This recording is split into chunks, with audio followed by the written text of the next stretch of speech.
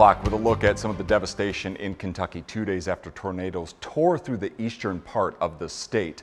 First, the scene in London, Kentucky, one of the hardest hit areas. You can see homes flattened, debris everywhere, even cars flipped on their sides upside down. The National Weather Service has been in London all day to figure out just how powerful that tornado was that caused all of this damage.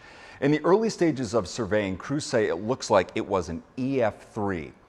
And the view from above shows you just how much destruction it left behind in Laurel County. These photos and video from the Kentucky State Police.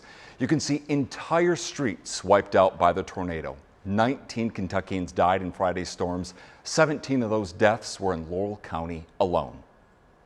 Tough part of this one is I worry there might be a whole block out there where everybody's dead.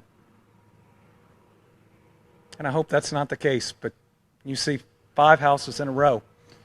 They're just gone entirely. No walls, no windows, just a pile that can't be big enough to have been that house.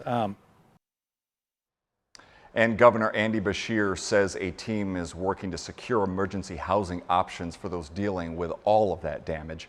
WDRB's Samantha Condra talked to a family in Laurel County who was left with only one room standing. This is what's left of one London family's kitchen and the rest of their house. They tell me on Friday night it sounded like a freight train coming through. When they realized what was going on, they went to the bathroom, which is the most interior room of their house.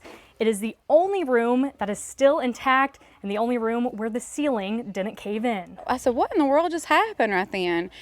And we opened the door and there was no roof. And so we came out and half the house is gone and someone's yelling for help. What they say is true. That was the safest room in the house. When we asked what the next steps are, she tells us she can't look too far into the future and is just focused on cleaning up right now. Reporting in London with photojournalist Ariana Shuka, Samantha Condra, WDRB News.